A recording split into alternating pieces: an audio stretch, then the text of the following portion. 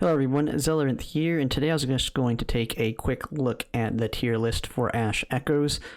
This is kind of just a prelude to me starting to go in depth on the unit specifically here over the course of the next week, and then I will over the weekend go over my kind of plans as once the game comes out and what I plan to do in the beginning and my approach to getting the units. One of the things you will see on the guides here is for re-rolling. There's really no need, which I'd say for a majority of people is going to be the case. The only thing that I would say you would want to re-roll for, and this is actually kind of part of my plan, is Xin Yin is going to be the first debut unit on release day.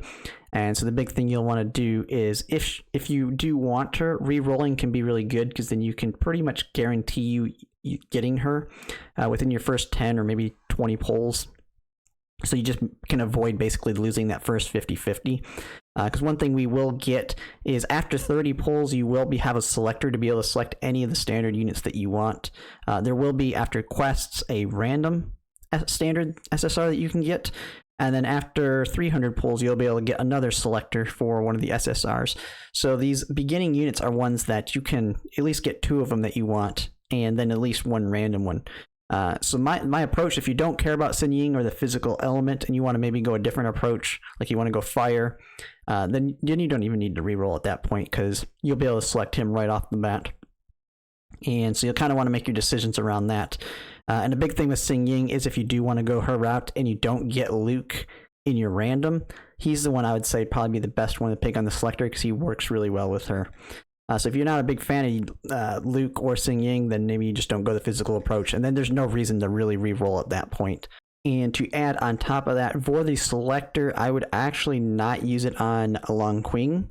And then when you look at the Xian side of things, she's the only remaining standard unit that is considered S tier on here. But one other thing you will see on this list is that Freda is also on this list, and she is only an SR unit. But she's S tier in the beginning, and then she's S tier here. A big thing is that she brings is the healing, and as well as some other little bit of support. But Freda, currently, from everything I've seen, is actually used more in terms of the healing side, as well as having a lot more of a supportive buff to the team. And so it's not exactly necessary to get Long Qing, especially since Freda is going to be very, very easy to get right off the bat. One of the things we will get also when you're doing quests is there will be a SR selector as well, and if you do not get Freda in any of your polls, she would be absolutely the one I would pick for the SR selector because she's actually really good. She can both heal and apply buffs to your team.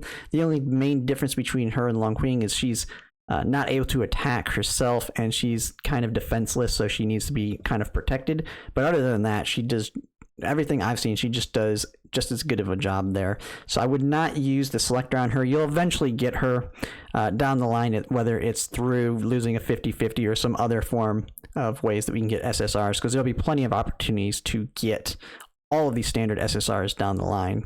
And a big thing to keep in mind for this, just like any gacha games, is that the S tiers or A tiers are kind of the units I look at that are going to be the core person that you're going to build teams around. That's what makes them S tiers. They're really good units that have a core that can be a good core that you can build other units around, while your lower tiers like B, C, and D are going to be the ones that you add into a team as synergies to that team, but they're really generally, I say generally, not going to be the core of a team that you build everyone else around. So it doesn't make them exactly bad in these. They're just they have less value in terms of how much applicability they have when it comes to certain things.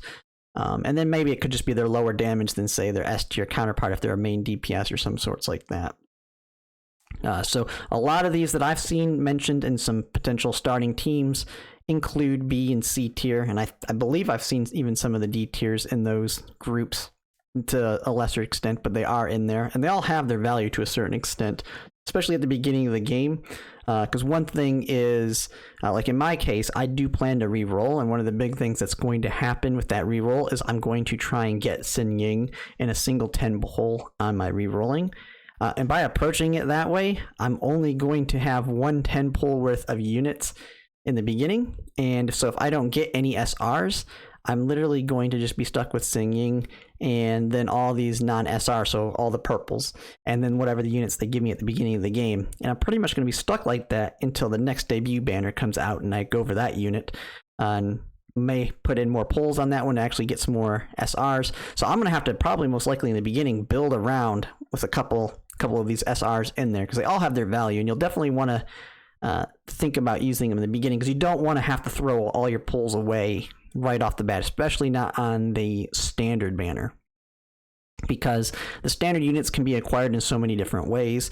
Like we have the selectors, we have the random that we're going to get, and then when you lose 50-50, you're going to get the standard units as well. So it's almost just not straight up worth it to pull on any of those banners until you just got a debut banner that you want.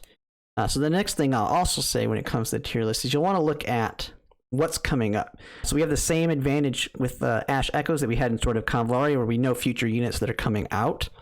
And so this is where you can kind of start looking at how you're going to want to build your teams around, so your starting units, and then what will pair well with them.